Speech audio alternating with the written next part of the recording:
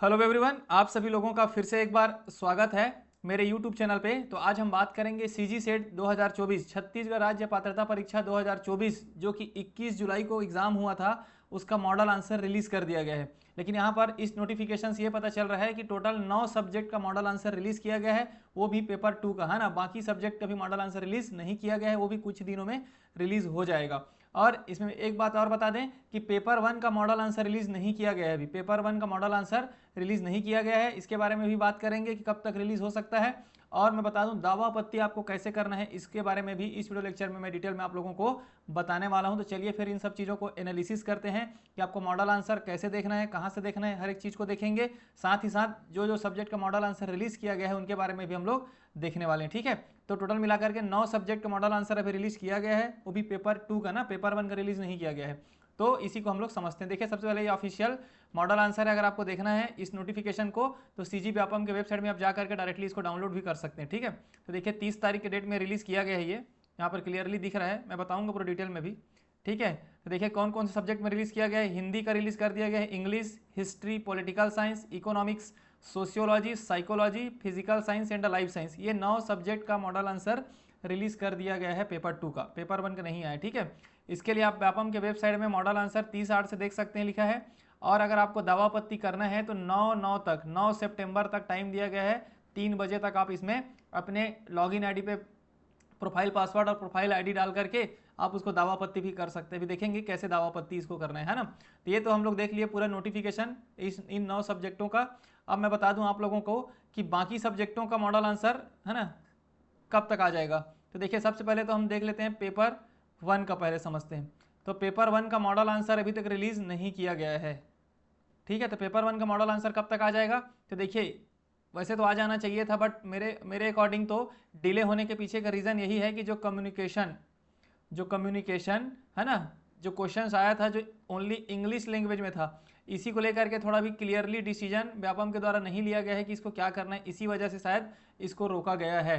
तो इसमें कुछ ही दिन में ये क्लियर हो जाएगा कि इसको विलोपित करना है कि नहीं करना है, कि मार्क्स को किस आधार पर देना है ना। इसी वजह से इसको डिले किया गया है पेपर 1। तो मतलब ये समझ लीजिए कि जो कम्युनिकेशन जो क्वेश्चन जो आया था 5 क्वेश्चन कम्युनिकेशन का, जिसमें जो ओनली इंग्लिश लैंग्वेज में था, उस पर कुछ डिसीजन आएगा और कुछ ना कुछ इसमें बोनस नंबर या फिर कुछ क्वेश्चंस को विलोपित करके इसको फाइनली इसका मॉडल आंसर रिलीज किया जाएगा। इसी वजह से इसका डिले है। अदरवाइज पेपर 1 का मॉडल आंसर रिलीज करने में व्यापम को कोई खास कठिनाइयाँ होने वाली नहीं थी, है ना। ये तो हो गया पेपर 1 की बात। मतलब सिंपल से ये समझ लीजिए कि पेपर 1 में कम्युनिकेशन वाला जो क्वेश्चन था उस पर काम हो रहा है, उसका फाइनल डिसीजन कमेटी के द्वारा देने के बाद ही मॉडल आंसर रिलीज किया जाएगा। तो भी कुछ ही दिन में, एक आध हफ्ते में वो क्लियर हो जाएगा, ठीक है। उसके बाद पेपर 2 की बात कर लेते हैं। तो पेपर 2 में बाकी जो सब्जेक्ट बचे हुए हैं, बाकी जो सब्जेक्ट बचे हुए 9 सब्जेक्ट में आया है, टोटल 19 सब्जेक्ट में एग्जाम हुआ, तो करीब तो 10 सब्जेक्ट अभी भी बचा हुआ है, उसका भी मॉडल आंसर कुछ ही दिन में रिलीज हो जाएगा। मेरे अकॉर्डिंग ये 9 सितंबर के बाद रिलीज हो सकता है। मे भी कभी कभी ये होता है कि इतने सारे सब्जेक्ट हैं ना, अगर दावापत्ति सभी सब्जेक्ट से लगने पे थोड़ा प्रॉब्लम हो जाता है, उसको मिक्सअप हो जाता होगा क्वेश्चंस, ये एक पैटर्न हो सकता है। दूसरा चीज़ ये हो सकता है कि प्रॉपरली अभी मॉडल आंसर उस सब्जेक्ट लोगों का क्लियरली नहीं हुआ होगा, इस वजह से 2 फैक्टर की वजह से मे भी मॉडल आंसर इसका रिलीज़ नहीं किया गया है, ठीक है। तो पेपर 2 का बाकी जो सब्जेक्ट का क्यों रिलीज़ नहीं किया गया, तो पहला चीज़ तो यही है कि है ना, सब्जेक्ट 19 सब्जेक्ट हो जाते हैं और सभी से अगर दावापत्ति लगातार अप्लाई होगा अलग अलग सभी सब्जेक्टों में, तो थोड़ा कॉम्प्लिकेटेड हो सकता है उनके लिए उसको निराकरण करने में। तो इस वजह से 9 सब्जेक्ट को पहले दे दिए हैं लोग, और बाकी 10 सब्जेक्ट को भी कुछ ही दिन में रिलीज़ करके उनका दावापत्ति 9 के बाद रहेगा। लेकिन याद रखेंगे दावापत्ति उनका 9 के बाद होना चाहिए, इस मेरे अनुमान के अनुसार, ठीक है। और दूसरा फैक्टर तो मैंने बता दिया कि कुछ कुछ सब्जेक्ट ऐसे भी होते हैं जिसमें कुछ क्वेश्चंस पे डाउट हो जाता है ना, तो उसका मॉडल आंसर अभी रिलीज़ नहीं किया गया है। तो मान के चलिए कि एक हफ्ते के अंदर में इन बाकी जो बचे हुए सब्जेक्टों का भी मॉडल आंसर आपको देखने को मिल सकता है, ठीक है। आ ही जाएगा, एक हफ्ते में तो आ ही जाएगा, ठीक है। मतलब नेक्स्ट वीक, इस वीक तो नहीं आ पाएगा मॉडल आंसर, लेकिन नेक्स्ट वीक आप लोगों को मॉडल आंसर देखने को मिल जाएगा, ठीक है। क्योंकि वर्किंग डे आज लास्ट है, सैटरडे संडे तो छुट्टी रहता है ना, तो नेक्स्ट वीक आपको मॉडल आंसर बाकी सब्जेक्टों का भी देखने को मिलेगा, ठीक। तो ये हो गया बाकी बचे सब्जेक्टों का क्या होगा। और मैंने ऑलरेडी बता दिया कि पेपर 1 का डिले होने के पीछे रीज़न क्या है। और इससे पहले मैं दावापत्ति बताऊं कि कैसे दावापत्ति कर रहे हैं, मैं आपको बता देता हूं कि मॉडल आंसर आपको देखना कैसे बाकी जो जितने भी सब्जेक्टों का रिलीज़ किया गया है। तो सबसे पहले तो आपको क्या करना है, व्यापम के वेबसाइट में जाना है, सीजी व्यापम, है ना। जैसे आप लॉगिन करेंगे सीजी व्यापम को क्लिक करेंगे तो इस प्रकार से पेज ओपन होता है। यहाँ पर इस वाले जो सेक्शन आ रहा है उच्च शिक्षा संचालनालय वाला है ना, इसको आप क्लिक करेंगे तो इसमें वो नोटिफिकेशन आपको मिल जाएगा, जो नोटिफिकेशन मैंने आप लोगों को दिखा रहा था ये, ठीक है। उसके बाद आप इसमें जाकर के मॉडल आंसर वाला सेक्शन में चल दीजिए। ऊपर में देखिए मॉडल आंसर, जैसे आप मॉडल आंसर वाले सेक्शन में जाएंगे तो इस प्रकार से आपका ओपन हो जाएगा।